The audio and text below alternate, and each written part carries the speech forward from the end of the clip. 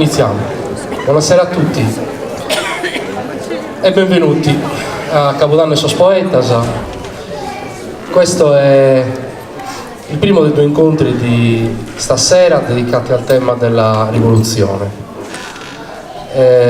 Dopo la serata dell'altro giorno dedicata a Gramsci con il film Nel mondo grande e terribile, stasera, mio malgrado, Mario mi ha riportato sul palco per questo incontro che però sono molto onorato di condurre.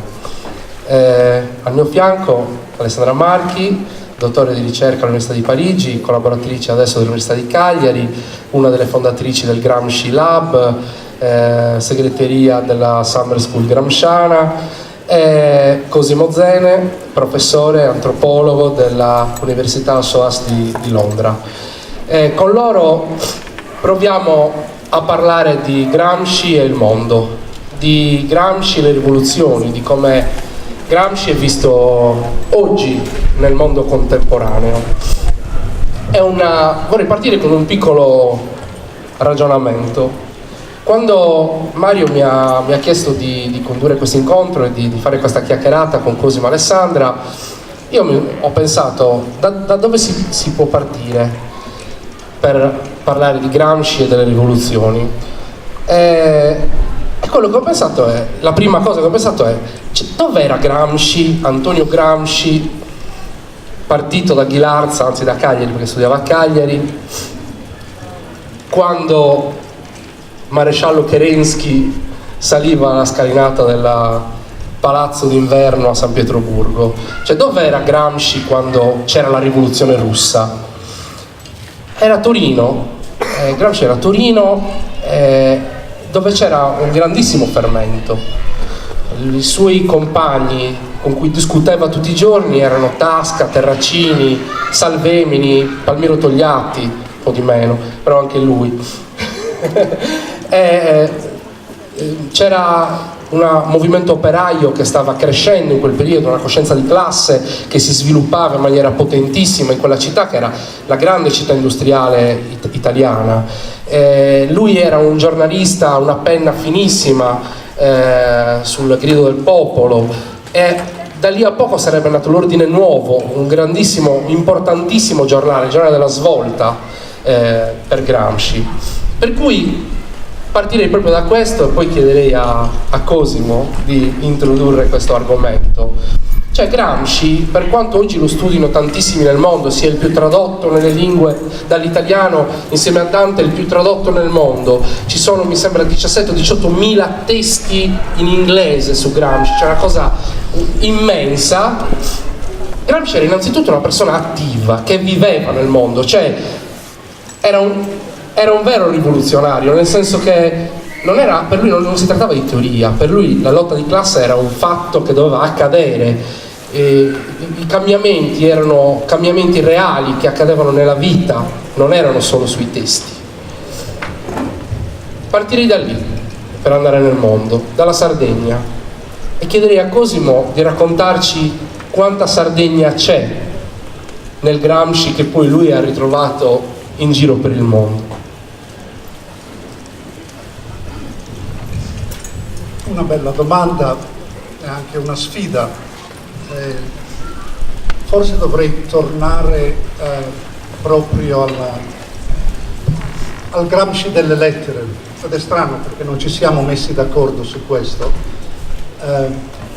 Gramsci, rispondendo alla cognata il 30 gennaio del 1933, quindi in carcere, racconta di un episodio all'interno di un discorso un po' più ampio. Sta rispondendo alla cognata che gli dice: cerca di tirarti su nella tua situazione, la cura migliore è quella di trovare un modo per essere contento, allegro. Allora Gramsci dice: ma un modo sarebbe quello di mettersi a leggere il Candido. All'altro modo dice forse di ripensare, e ripensa e torna indietro alla Ghilarza di quando lui aveva 8-9 anni, e gli succede un fatto molto strano. La mamma lo manda da una signora a portare dei merletti, perché lavoravano così, nella famiglia di Gramsci, e questa signora le avrebbe dato indietro i soldi. E Gramsci dice: non era Ghilarza, era un paese vicino a Ghilarza, per cui pensiamo potrebbe essere o a Basanta o a Norbello, ma non c'è. Lasciamo lì, esatto, meglio lasciarlo lì. Comunque un paese vicino a Ghilarza, arriva da questa signora, la signora sta venendo fuori di casa, dice era vestita a festa di domenica per andare alla messa solenne, però dice: vieni con me un momento, ti porto a fare qualcosa, dopo ritorniamo. E porta Gramsci fuori paese, e fuori paese lui assiste a questa scena. Trovano in quello che era un porcile un ragazzo, un giovanotto di 18-19 anni, legato, incatenato, separato fuori dall'abitato, dalla famiglia e da tutti quanti. Gramsci aveva sentito parlare ma non l'aveva mai visto. E quando l'ha visto ne rimane colpito, e allora si ricorda anche quello che la madre di Gramsci diceva di questa povera donna, di questa signora, una martire, una che soffre. E Gramsci si chiede lì nella lettera: e questo ragazzo, e questa persona umana, cosa succede? Perché? Quindi la rivoluzione di cui Tore stava parlando inizia già in quel momento lì. Il Gramsci che si rende conto di come nella società umana ci sono queste separazioni. Uno all'interno della famiglia, uno della famiglia che viene preso, separato e messo da parte. Ecco, questo mi ha riportato a Gramsci. Anch'io mi sono ricordato di Gramsci quando mi sono imbattuto con questi gruppi, con queste persone separate dal resto della società. Ecco, quindi penso che poi dopo Gramsci ha teorizzato questo nei quaderni, ha scritto sui subalterni la storia dei popoli e dei gruppi che cercano di venire fuori da questa subalternità, eccetera, eccetera.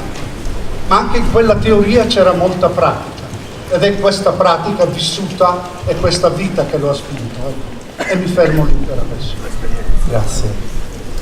Alessandra, invece una cosa che forse pochi di voi sanno è che ogni 2 anni, qui vicino a Ghilarza poi, c'è una summer school gramsciana, cioè arrivano da tutto il mondo 20-30 studiosi che per una settimana studiano Gramsci insieme.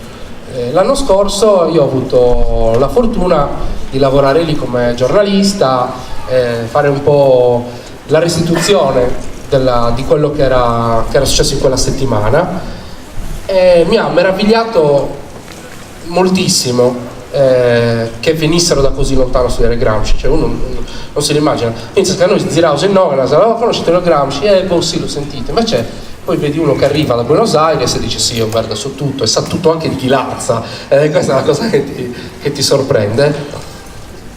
Quello che però vorrei sempre stare sul tema dell'essere attivi, mi ha colpito moltissimo, è che tutte queste persone che venivano da tante parti del mondo non venivano a studiare il Gramsci teorico, ma venivano a capire come Gramsci poteva essere utile a capire la realtà loro di quel posto in quel momento storico. Cioè non era solo teoria, cioè com'è che io studiando Gramsci posso essere utile alla mia popolazione, posso capire meglio la politica, posso trovare delle soluzioni. Allora la domanda da cui partire è questa: siamo partiti da Ghilarza, quali sono i posti in cui Gramsci è più studiato?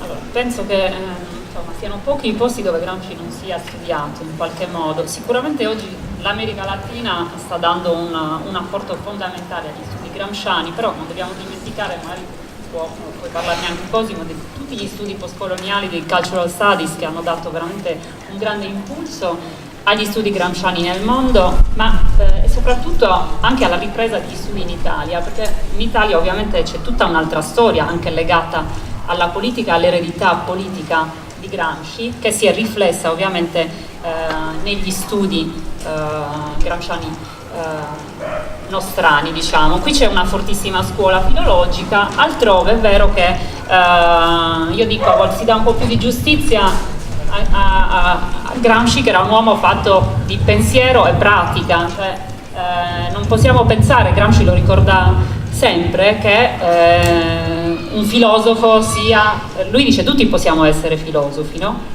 Però il filosofo è anche colui che agisce nella realtà concreta, e addirittura quando poi si prende una coscienza maggiore di come si opera nel mondo, questo mondo si può cambiare. Quindi Gramsci è da subito un pensatore rivoluzionario in qualche modo, e questo aspetto ovviamente piace anche in contesti dove c'è una fortissima militanza. Sto pensando oggi al Brasile per esempio, ma tanti altri paesi dell'America Latina, e nello specifico oggi, non so se poi ne riparliamo anche dopo, comunque io penso anche al mondo arabo-mediterraneo, che è quello che più seguo da vicino, che cerco di studiare, dove c'è anche lì inizia a esserci un certo interesse per Gramsci, o a volte invece sono studiosi stranieri che studiano gli altri mondi attraverso le lenti gramsciane. Quindi diciamo che Gramsci resta sempre nel mondo, ed è anche importante il fatto che sia sempre ricordato per la sua biografia e quindi per la sua provenienza dalla Sardegna e da un contesto che in qualche modo è stato visto e continua ad essere marginale, periferico rispetto al mondo grande e terribile, per ricitare ancora una volta Antonio Gramsci. Poi ovviamente c'è tutto il contesto anglosassone, che ha fatto scuola e continua a fare scuola. In Francia c'è una grande ripresa degli studi gramsciani. Diciamo che è un momento a livello internazionale veramente fortunato per gli studi gramsciani. E invece così, ma quello io vorrei capire, tu sei un antropologo, hai studiato anche la Sardegna, non hai studiato solo il mondo. Della antropologia gramsciana, cioè del nostro modo di vivere, della nostra cultura, cosa c'è in questo, diciamo così, nella filosofia universale di Gramsci? Ci sono delle dinamiche sociali che si ritrovano prese a modello, ad esempio, o anche solo come riferimento? Parlando della Sardegna, dici, tu mi vuoi riportare in Sardegna? Va bene. Poi ti porto lontanissimo, quindi stiamo qua. No, forse qui dovrei anche dire a questo punto che questo vento e quest'aria qui è quella che ho respirato per prima quando ero piccolo in Sardegna. Mio papà era carabiniere, una mala razza, era carabiniere a San Vero Milis, quindi il primo mare che ho visto è stato quello di Pozzuidu e Sarchitto, quella zona lì, insomma, no? E mi ricorderò sempre di questa vecchietta che al mattino svegliava tutto il vicinato perché tostava il caffè. Quindi c'era un profumo di caffè in tutta la piazzetta, e io scappavo da casa, avevo 2 anni e mezzo, e c'avevo la mia tazzina di caffè pronta lì. E mia mamma che mi correva dietro dice: no, al bambino non dagli caffè, dice uno zicchetteggio non gli va che nulla.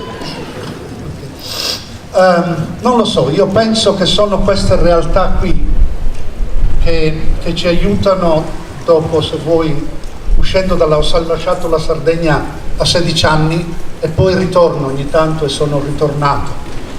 Appartengo a un gruppo, una comunità, forse della zona del Nuorese, Sassarese, Nuoro, Orune, Bitti, Nulle, eccetera, una società violenta anche. Tornando a Nulle, al mio paese, ho voluto studiare qualcosa di opposto alla violenza, andare contro il senso comune anche della violenza magari, e studiare il dono.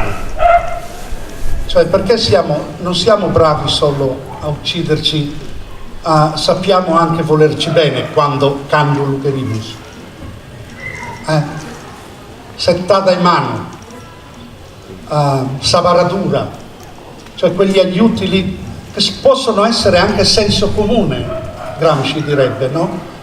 E allora io ho visto anche come lavoro mio, gramsciano, di intellettuale, forse, tra virgolette, riprendere queste realtà qui della mia gente, che sono anche mie, e cercare di ripensarle, ma ripensarle assieme alla mia gente anche. Cioè farli pensare, come alcune delle domande che ho visto, mi sono letto tutti dal bed and breakfast, venendo fin qua mi sono letto tutti i cartelli, ti fanno pensare. Cioè quello che sta succedendo qui a Seneghe in queste occasioni Sono delle domande che la gente si fa ed è giusto che le domande si... Questo è gramsciano. Gramsci faceva domande, non era uno che chiuso in carcere ha smesso di pensare, tutto il contrario, aveva il tempo per pensare di più. Ecco, quindi ritornando alla lettera di prima, ecco, se quel poveraccio era stato tagliato fuori dalla realtà e Gramsci poteva essere uno tagliato fuori dalla realtà, inchiuso nelle prigioni fasciste, lui ha rivoluzionato quella roba lì. Cioè la prigione è diventato il punto di incontro del mondo, è diventato il momento della rivoluzione, dell'azione. Ed è lui che ha spinto anche tutti quelli che sono lì, anch'io ho partecipato alle varie Ghilarza Summer School, e vedi questi giovani entusiasti, e continuano ad esserlo, e diffondono entusiasmo, e mantengono giovani anche noi vecchi, mettiamola così, o almeno meglio.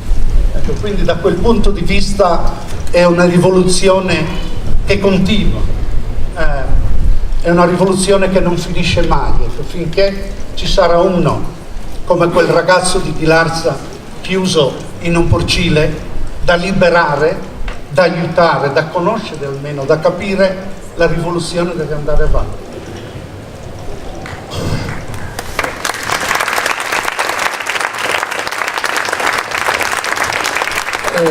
Resto su Cosimo, poi vado su Alessandro.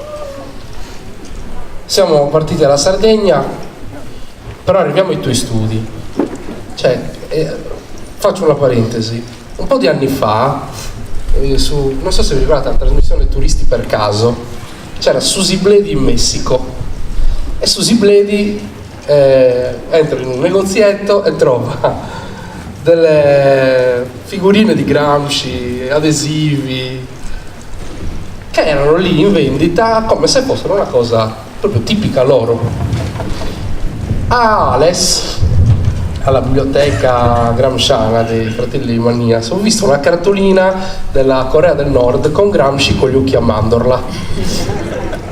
Come essa Madonna che da sé intanto va ad ogni cultura, no? Gesù Cristo volo. Ero rimasto molto colpito da questa cosa, perché vuol dire che insomma Gramsci è veramente, ognuno se l'è fatto un po' proprio. Allora nei tuoi studi Cosimo sei arrivato fino all'India e al Bangladesh. Vorrei che raccontassi un po' questa esperienza e vorrei capire anche, cioè, se i tuoi studi sono stati più capire tu il mondo loro attraverso le categorie gramsciane, oppure vedere come loro hanno interpretato Gramsci per lavorare sulla loro società.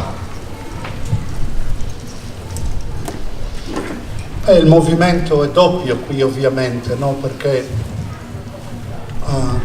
quando ti trovi assieme a gente che deve lavorare giorno per sopravvivere, continuamente sfruttati.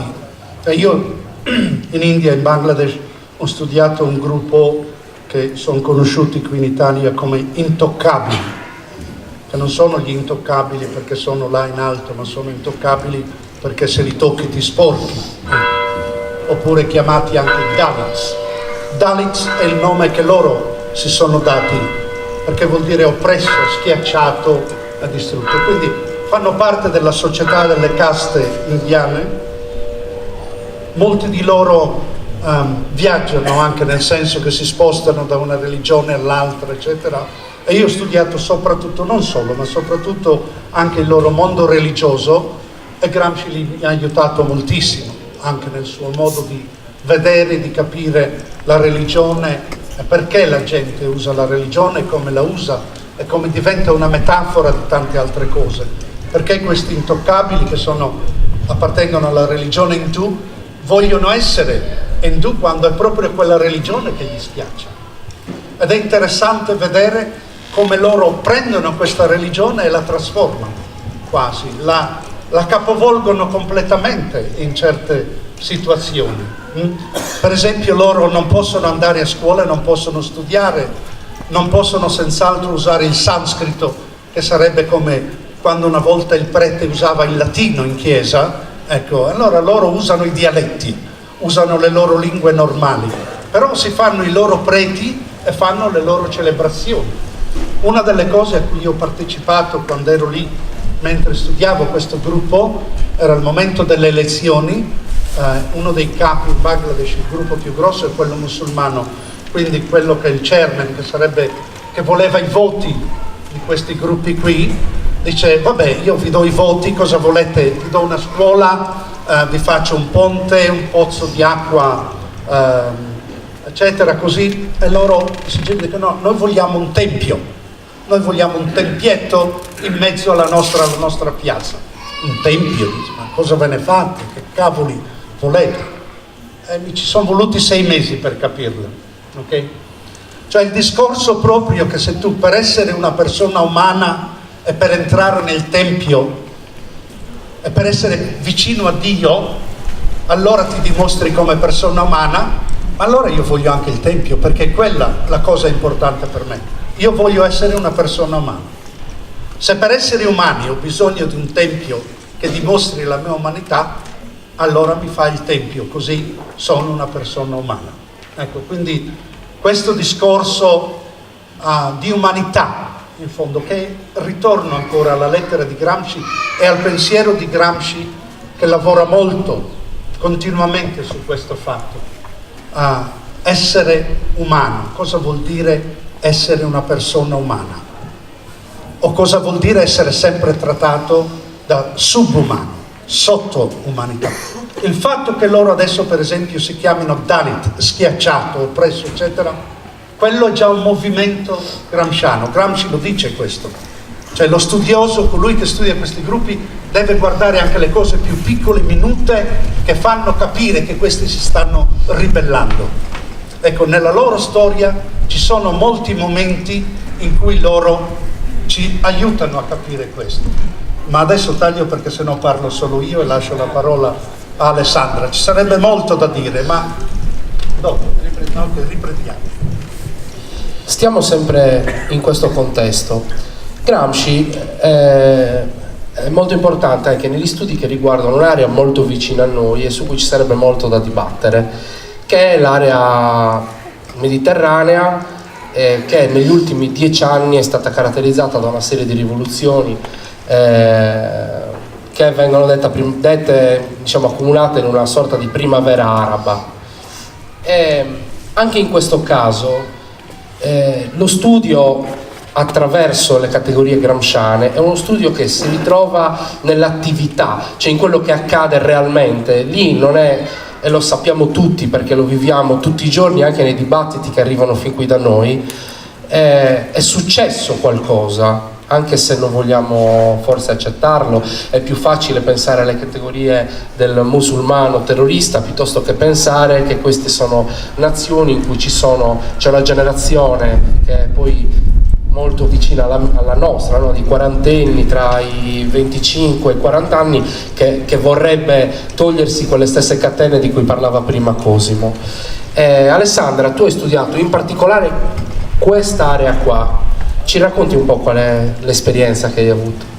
Per questo si riallaccia ovviamente al discorso che faceva Cosimo, cioè intanto scoprire che questi mondi che noi consideriamo subalterni poi non necessariamente devono essere letti in chiave riduzionistica di mera subalternità, perché proprio come dice Gramsci, quando il subalterno non è più una cosa ma diventa una persona storica e viene percepito e si percepisce come persona, che quindi prende coscienza e può anche in qualche modo riflettere criticamente e cambiare il corso della propria storia, ecco che allora cambia veramente tutta l'impostazione. Così è stato un po' in Egitto, che è il caso che ho seguito di più, dove una generazione di giovani, e per questo veramente allargo la categoria sociologica, perché giovani come noi a tempo indeterminato, quindi in piazza c'erano dai 15 ai 70 anni,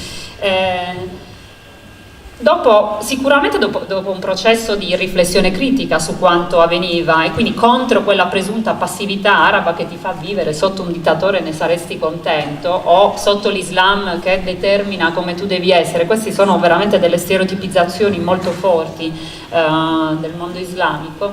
Ecco, questi giovani sono scesi in piazza per chiedere pane, dignità e giustizia, e quindi rivendicavano il loro essere protagonisti della storia e del mondo, per cui le letture gramsciane ovviamente noi le possiamo, di Gramsci si fanno tanti usi e indubbiamente si prestano tantissimo a leggere anche questo contesto mediterraneo, e addirittura questo viene prolungato sino insomma, alle recenti immigrazioni, perché questi scontri che sono avvenuti, queste rivoluzioni come i giovani egiziani o tunisini le hanno chiamate, cioè in arabo parlano proprio di thaura, di rivoluzione, li hanno catapultati forse in un altro mondo. Oggi sicuramente c'è un processo di forse più di restaurazione, di controrivoluzione, ed ecco appunto che Gramsci ritorna sempre in queste analisi che noi facciamo, ma che spesso anche da studiosi arabi emergono, e sono tanti gli studiosi arabi che hanno studiato Gramsci già dagli anni 60 e 70, non è che lo scoprono oggi. Oggi io credo che ci sia una nuova lettura, una sorta di ricambio generazionale. Intanto le nuove generazioni di studiosi mi sembrano, almeno non so Cosimo se tu sei d'accordo, anche a volte più militanti, in senso diverso ovviamente rispetto a prima, però per dire, durante la rivoluzione al Cairo nel 2011 sono stati fotografati dei fratelli musulmani che avevano in mano traduzioni dei quaderni, di brani dei quaderni. Ovviamente anche sui quaderni si fa un po' come col Corano, si prendono i versetti che ci interessano e poi si usa un po' quello che si vuole, perché Gramsci si presta anche a una lettura frammentaria, però ho visto molti giovani anche della diaspora, quindi molti arabi emigrati magari in Inghilterra, in Francia, all'estero, che hanno forse un po' più di libertà, o come ogni antropologo, come ogni scienziato sociale, allontanandosi un po' anche fisicamente dal proprio contesto, cerca di capire con lenti nuove o diverse quello che sta avvenendo. E sicuramente Gramsci è un grande, le categorie gramsciane sono un grande strumento per leggere quello che sta avvenendo. Vuoi dire qualcosa? Siccome poi questa questione del Gramsci, che ci serve a capire come le, diciamo così, classi subalterne o persone emarginate possono assurgere a un'altra posizione all'interno della società, mi fa un attimino, vorrei un attimino, magari anche per tutti noi, Cosimo, anche Alessandra, ci dite quali oggi, poi magari facciamo una parentesi sulla gramscianesimo da salotto, quali sono le categorie gramsciane che oggi restano, cioè che oggi sono utili? Io mi ricordo un po' di anni fa, mio malgrado sono anche laureato in filosofia, quindi avevo provato a fare una domanda del secolo a Remo Bodei in un'intervista che gli avevo fatto, e ho detto: professore, ma me lo dice perché ho studiato filosofia, cioè, ma i tasrevidi? E lui ha avuto grosse difficoltà a dirmi quanto era utile la mia laurea. In effetti anche io ho grossi dubbi, però lui aveva avuto le stesse mie difficoltà. Ecco, però vorrei capire, siccome vorrei tornare sulla questione del fatto che Gramsci insistesse sull'utilità del pensiero, sul fatto che il pensiero determinasse reali cambiamenti nella società. Cosa oggi di Gramsci cambia la società? Mi sono anche infervorato, te ne sei accorto così? Quindi serve la filosofia. Serve, infervora. Forse qui dovrei parlare di esperienza personale e di quello che sta succedendo per me in questi anni, perché mi sono trovato anch'io nella stessa situazione in cui ti sei trovato tu. Cioè, capire che in una situazione come un'università della SOAS, che è la School of Oriental and African Studies, una cosa molto orientalista, cioè guardando alla realtà del mondo molto dall'alto e gli altri giù, e questo è cambiato ed è stato capovolto dagli studi e dagli studiosi stessi e dalla presenza degli altri che venivano magari alla SOAS a studiare, dall'Africa, dall'Asia, eccetera, e che facevano domande e che mettevano in crisi la nostra filosofia, okay? La nostra filosofia al singolare.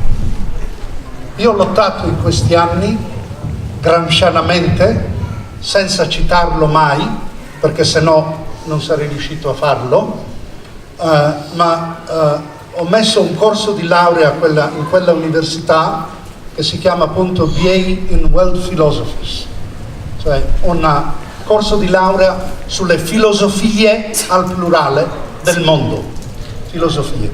Quindi stiamo parlando non solo di pensiero europeo o di pensiero italiano, di pensiero sardo se vuoi, ma di un pensiero che si apre e si allarga a tutto il mondo. Il fatto di Gramsci che dice tutti sono filosofi è una realtà, e questo è il punto. Cioè anche il subalterno che decide di non essere subalterno sta facendo filosofia della praxis, sta pensando voglio essere una persona umana, è qui il punto. Quindi per me era importante fare la domanda e capovolgere il modo di fare filosofia che noi abbiamo, perché quando parliamo di filosofia, soprattutto al singolare, stiamo parlando di filosofia europea americana, del nord del mondo. Non esiste una filosofia africana, una filosofia indiana, una filosofia cinese, eccetera, eccetera. Ma ci sono, ecco, queste persone qui.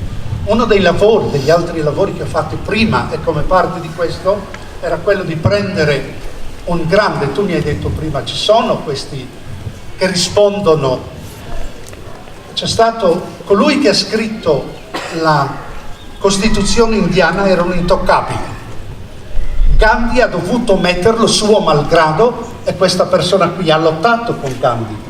Quando Gandhi ha fatto lo sciopero della fame non l'ha fatto contro gli inglesi, l'ha fatto contro questo signore perché diceva tu non puoi lasciare questo gruppo di intoccabili, vogliamo anche noi come i musulmani hanno avuto la loro parte di terra, noi vogliamo almeno i voti, noi vogliamo votare per i nostri rappresentanti. Gandhi ha fatto sciopero della fame e sarebbe morto se Ambedkar non avesse detto va bene. Cioè, la tua non violenza è ancora violenta contro di me, ma io sono non violento davvero, non voglio che tu muoia. Quindi io firmo il contratto e ti lascio libero. Ok? Ecco, questo ancora è filosofia, è modo di agire, è una filosofia pratica della prassi. Per me la mia rivoluzione che ho fatto nella mia università era prendere soprattutto studenti europei e aprirli a filosofie del mondo, magari studiando anche le lingue locali, magari studiando l'arabo, il cinese, il giapponese, lo swahili, eccetera, e conoscere le realtà e le filosofie. Se noi non riusciamo a capirci nel mondo, se i politici non riescono a capirsi, è perché non sappiamo dialogare. Ma per dialogare dobbiamo sapere anche come pensiamo. E questo è molto, molto, molto gramsciano, secondo me. Alessandra, mi aggiungo? ti aggiungi? No, perché mi hai fatto venire in mente proprio la nozione gramsciana, cioè la filosofia è una concezione del mondo e quindi ce ne sono tantissime di filosofie del mondo, e di Gramsci, o perlomeno in chiave gramsciana, è stato apprezzato anche questo uscire un po' dall'eurocentrismo, dalla convinzione che ci sia un universalismo di matrice europea. Cioè Gramsci si pone da pensatore cosmopolita, ma critica la vocazione universalista magari appunto di quella che si può chiamare filosofia europea, dell'illuminismo, e si apre quindi anche a un nuovo umanesimo. Rileggevo proprio oggi queste parole pensando anche al grande Edward Said, che parlava di umanesimo della convivenza, che prende in prestito e mutua, insomma, dalla concezione gramsciana, e che dovrebbe far riflettere in un momento in cui stiamo continuando a dividere il mondo tra noi e loro, e che è nata, ve lo dico proprio in modo aneddotico, da cose che vado a leggere in giro contro i migranti, contro i poveri, contro i neri, cioè persone che non diresti che hanno queste concezioni così razziste nei confronti dell'altro, e agiscono tranquillamente tra di noi. Poi i social media stanno dando veramente l'input allo scatenamento dei peggiori istinti, quindi Gramsci ci potrebbe veramente ritornare utile per continuare a leggere il mondo. E sulle categorie che nominavi prima, io penso che l'attualità di diverse categorie gramsciane ci sia tutta, penso alla nozione intellettuali, che è una delle più intellettuale, che è tra le più studiate e attuali, e che rimanda però a una inattualità in qualche modo di Gramsci, che è il livello politico. Cioè, se dovessimo guardare alla classe politica italiana, ma non solo, di tanti altri paesi, io penso di un po' di tutti i paesi, allora lì ecco che Gramsci è veramente inattuale, perché non riscontriamo né l'integrità morale né come dire, la preparazione ovviamente, ma lo spirito con cui Gramsci guardava agli intellettuali, che sono anche dirigenti di partito, richiamando quella connessione sentimentale che secondo lui doveva esserci tra gli intellettuali e il popolo, e che purtroppo dobbiamo dire che è pressoché assente. Almeno io non ne vedo di connessione sentimentale tra intellettuali e popolo, e a volte anche gli intellettuali accademici, dobbiamo mettere anche in discussione questo. Un'altra categoria molto utilizzata è quella di egemonia culturale, e se guardiamo solo come dire, alla potenza e al potere dei media, il concetto di egemonia culturale torna veramente di grandissima utilità e attualità. Ma poi ancora società civile, rivoluzione passiva, trasformismo, cioè sono tantissime le categorie che oggi sono un po' ancora indispensabili per continuare a orientarci nel mondo. Grazie. Qualche anno fa c'è stata una mostra qua in Sardegna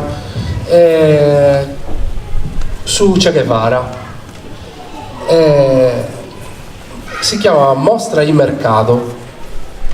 La mostra era una mostra, non so chi voi è andato a vederla, a Villanova Forru, era una mostra molto bella, una bellissima installazione che è andata malissimo, e sapete perché è andata malissimo? Perché l'hanno buttata sul politico. Ha avuto una mostra comunista, invece no, era una mostra su come da una fotografia, uno scatto, che è il famoso scatto che c'è nelle magliette, si sia arrivato a un profluvio di gadget su Che Guevara, cioè dalla classica magliettina alle tazze, alle spille e quant'altro. Allora, quello che vorrei chiedere a Cosimo è: se è vero che Gramsci ci aiuta oggi ancora a leggere la realtà, qual è invece il rischio che i nostri giovani, i ragazzi, ma tutti noi, arriviamo a ridurlo a quella faccia con i capelli spettinati?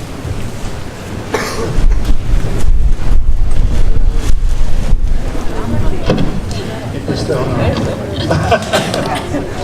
è una grossa domanda, è quello di tradire quello che potrebbe essere forse anche l'ideale stesso che noi ci siamo fatti di quello che vorremmo che Gramsci fosse per noi, magari. Secondo me una delle soluzioni a questo fatto è quello che, almeno quello che ho trovato io per me, è quello di non concepire un Gramsci come lo voglio io ad uso mio personale, ma quello di ascoltare altri come lui ha cercato di fare. Quando è arrivato a Ustica, la prima cosa che ha fatto è stata quella di informarsi, di vedere, di guardare e formare una scuola della gente che era lì. L'educazione degli adulti, l'educazione sempre, non solo degli adulti, da piccoli e continua. Ecco, per me quell'idea che è un motivo di liberazione, ecco, perché finché ci facciamo domande, finché continuiamo a pensare, cercare di rispondere a queste domande, ma non da soli, assieme ad altri. Ed è questa la ricchezza del Gramsci che io ho trovato poco a poco con gente come Alessandra, come anche Tore, quando alla Summer School ci facevi quelle domande l'anno scorso, il lavoro fatto dall'amico Picqueretto quando ha invitato gli antropologi sardi all'ISRE per cercare di capire quello che era stata la presenza di Gramsci in Sardegna, il lavoro che sta facendo Alfonso Stiglitz qui a San Vero, scavando a Surachi. No, Gramsci è l'archeologia. Cosa c'ha a che fare Gramsci con l'archeologia? C'ha un mucchio a che fare, secondo Alfonso, ok? Ed è bello, ed è importante, ed è quel tipo di Gramsci lì, quel Gramsci che magari io vorrei che non c'è, però gli altri mi danno e continuano a darmi, che penso che sia il Gramsci migliore, che non è un Gramsci mio o che mi faccio mio o del partito. Gramsci era oltre il partito, non è il partito, non era la chiesa, non era il gruppetto, non era questo e quell'altro, è proprio lì. Quando la Sardegna gli stava molto stretta, è andato in Italia, e quando l'Italia gli stava stretta ha iniziato ad andare in giro per il mondo, e ci è andato davvero, e sapeva apprezzare il jazz, la musica. Il jazz è una musica di liberazione, è nata da un gruppo di gente che dall'Africa è stata portata, sono diventati schiavi e hanno iniziato a cantare, a suonare, e così il blues, e adesso c'è il rap, eccetera. Secondo me Gramsci scriverebbe degli articoli sul rap e su quello che questa musica odierna dice e vuole dire. Perché cantano così? Cosa vogliono dirci questi giovani e non così tanto giovani? Cioè c'è qualcosa lì. E allora per me quello è l'importante, quello è il Gramsci che rimane vivo e che continua a vivere. Non lo so, magari senza parlarne molto o troppo certe volte, no? Senza banalizzarlo, però mantenere vivo quei temi e quegli ideali che lui aveva. Alessandra, vuoi aggiungere? Sul rischio della Gramsci mania, cioè, se ci sono le magliette di Gramsci ben vengano, nel senso che preferisco indossare quella che qualche altra cosa, perché a volte siamo stati tacciati anche di sfruttare l'immagine di Gramsci, insomma sappiamo dove viviamo, ecco questo. Però ogni traduzione in diversi linguaggi è un po', ha sempre il rischio del tradimento.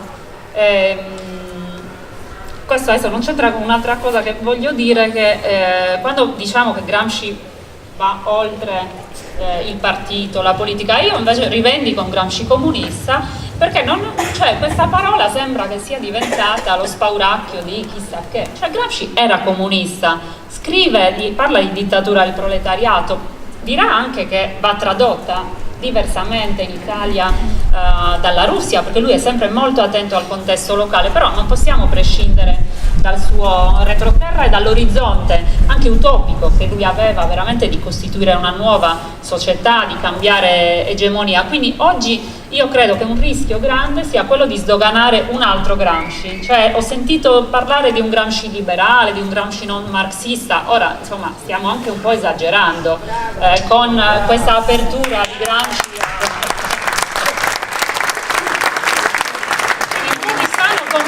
Non stiamo parlando delle degenerazioni, ma un po' di sano comunismo io glielo restituirei a Gramsci, che credo che gli farebbe piacere.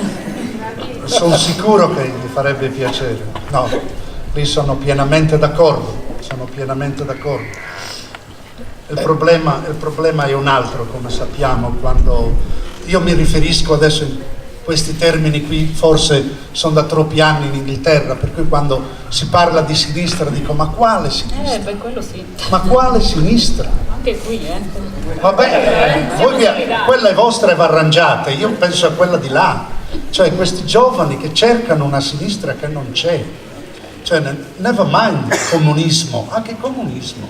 Cioè proprio il fatto cioè questo da Blair fino agli ultimi, cioè dove mancano, ma perché mancano proprio gli ideali, e quello lì è l'idea, insomma manca quell'idea della persona umana che è stata dimenticata, e quello è il comunismo. È lì il fatto di ridare a quel poveraccio lì il potere che non ha, il potere del proletariato, certo, d'accordo. In questo sistema neoliberista è un po' difficile. Ma neoliberismo, sì, appunto. Va bene. Io ho messo la nostalgia, ve ne siete accorti? Si sono... Allora, no. Nostalgia delle etichette. Vabbè, tempi che io e te adesso siamo troppo giovani, non li abbiamo mai conosciuti, tu sei tutto morto quando sei nasco noi. Però una frase che invece da maglietta, che vorrei utilizzare per chiudere questo nostro incontro, è odio gli indifferenti. Vorrei analizzare questa frase con voi, come volete, in piena libertà, pensando proprio ai tempi attuali, dove un po' tutti siamo indifferenti alle cose che succedono nel mondo, un po' tutti facciamo in fretta a creare categorie. Parlo del nostro modo di interpretare la diaspora dell'Africa verso l'Europa, parlo del nostro modo di interpretare le categorie sociali all'interno della nostra piccolissima comunità, parlo di quello che accade nella politica, cioè sapere che un ragazzo si disinteressa della società che cambia e dell'eventuale contributo che può dare a cambiarla mi terrorizza. Mi terrorizza il fatto che uno dica ma non mi interessa tanto, e mi terrorizza anche la generazione più grande di noi che dice è inutile, tanto non cambieremo mai niente, non l'abbiamo cambiato voi, non lo cambierete voi e non cambierà mai. Allora, se devo pensare che Gramsci è importante, cioè che studiare è importante, che conoscere è importante, vorrei che voi mi diceste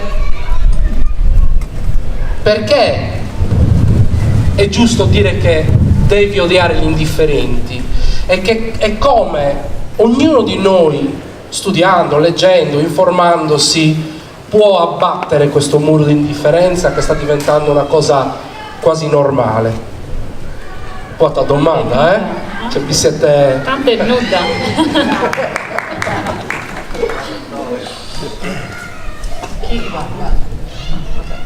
Io non odio nessuno, però un po' mi stanno sulle balle gli indifferenti.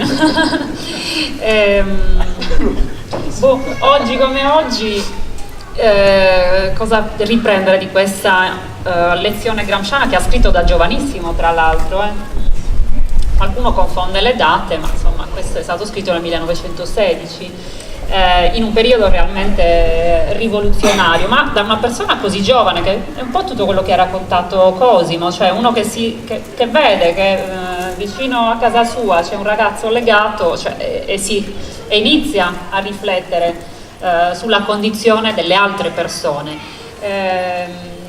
E come scrive Gramsci, l'indifferenza è il peso morto della storia, perché sembra che non operi, no? Tanto non mi interessa, io non faccio niente, non reagisco e non succede niente. Invece la somma delle indifferenze produce dei risultati anche pesanti.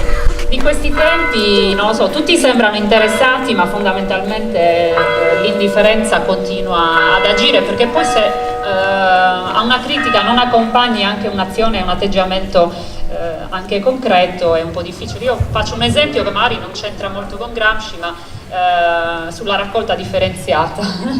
Quando ognuno ti dice no, vabbè, tanto non sarà il mio che cambia, però se ognuno dice non è il mio sacchetto che cambia, i rifiuti noi andremo sempre ad accumularli, per cui di ognuno, ogni azione, diceva Gramsci, sveglia echi inaspettati, se è scagliata nel mondo grande, terribile, complicato, come diceva. Cioè, l'azione di ognuno conta, e questa è la grande lezione gramsciana, che la storia è fatta di uomini ed è la storia di ogni uomo che agisce nella società, e questo credo che sia proprio la nozione dell'antropologia anche, lo studio degli uomini e delle donne nella società, nel loro concreto operare. Quindi riflettiamo intanto sulle parole, sul linguaggio che utilizziamo, perché questo plasma il pensiero, a volte è più il linguaggio che plasma il pensiero, perché si parla anche prima di pensare. Così.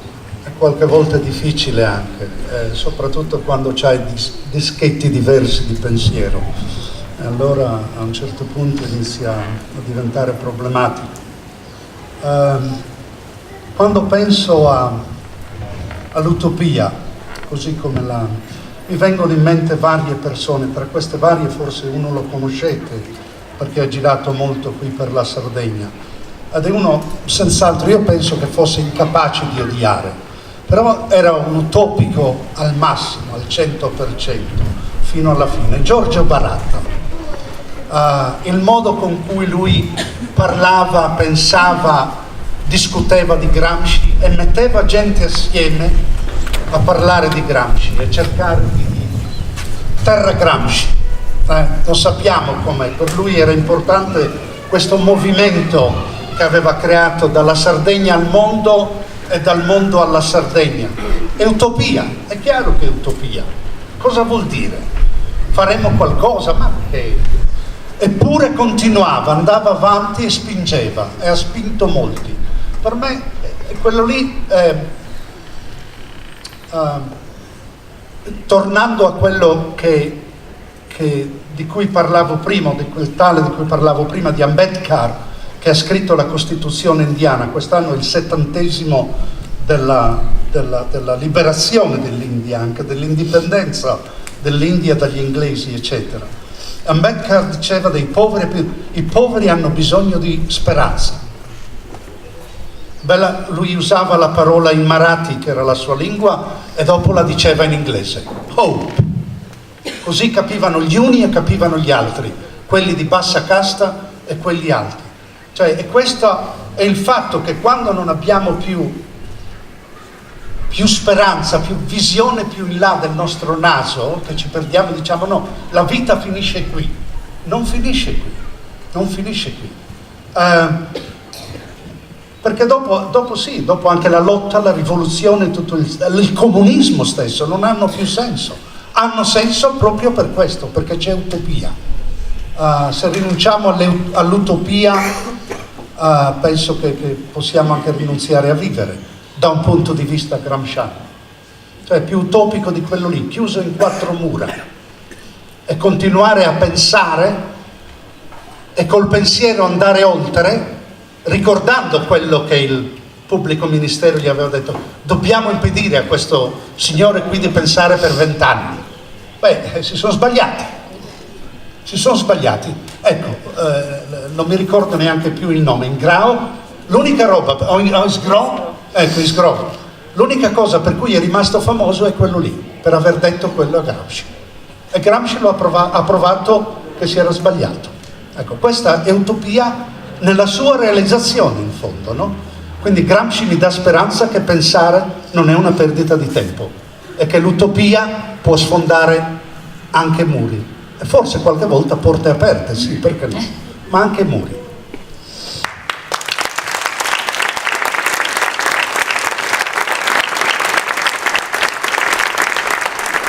Chiuderei con una cosa: se doveste dire a loro, a tutti noi, una cosa da leggere che riguarda Gramsci, e che dici, leggiti questo, può esserti utile, cosa gli suggerireste?